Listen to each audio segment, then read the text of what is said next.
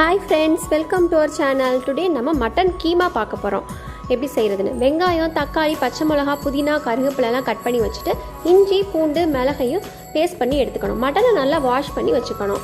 கடாயில் 3 table spoon oil add பண்ணிவிட்டு பட்டை, சோம்பு, கிராம்பு, இலை எல்லாத்தையும் ஆட் பண்ணிடணும். கருவேப்பிலை, புதினாவையும் ஆட் பண்ணிவிட்டு நல்லா வதக்கிடணும். வதக்கினதுக்கப்புறம் வெங்காயம் நம்ம கட் பண்ணி வச்சுருக்கோம் பார்த்தீங்களா, அதையும் ஆட் பண்ணி நல்லா எண்ணெய் பிரிஞ்சு வர வரைக்கும் நல்லா வதக்கிடணும். வதக்கிட்டு நெக்ஸ்ட்டு பச்சை மிளகா கட் பண்ணி வச்சுருக்கோம் குட்டி குட்டியாக, அதையும் ஆட் பண்ணணும். வெங்காயம் நல்லா ப்ரௌனிஷாக வர வரைக்கும் நம்ம வதக்கணும். நெக்ஸ்ட் தக்காளி ஆட் பண்ணணும். தக்காளி ஆட் பண்ணிட்டு நல்லா வதக்கிடணும்.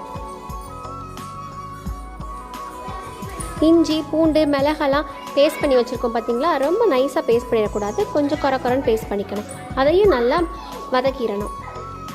வதக்கிட்டு தனியாக நம்ம மட்டனை வாஷ் பண்ணி வச்சுருக்கோம் பார்த்தீங்களா, நெக்ஸ்ட்டு அதை ஆட் பண்ண போகிறோம். மட்டன் கீமாவுக்கு நம்ம கடையில் கேட்டோன்னா அவங்களே குட்டி குட்டியாக கட் பண்ணி கொடுத்துருவாங்க. நம்ம அதை வாங்கிட்டு வந்து மட்டன் கீமா பண்ணலாம். நெக்ஸ்ட்டு தண்ணி பிரிஞ்சு வர வரைக்கும் நல்லா மட்டனை மூடி போட்டு வேக வச்சிடணும்.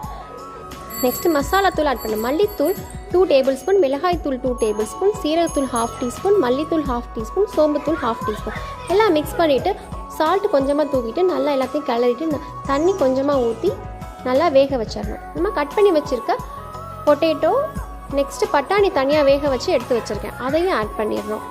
அதையும் ஆட் பண்ணி நல்லா ஒரு கிளறி நல்லா கொதிக்க விட்டுட்டு மட்டன் நல்லா வெந்ததுக்கப்புறம் கேஸ் ஆஃப் பண்ணிட்டோன்னா சுவையான mutton keema ready. Thanks for வாட்சிங். பாய்.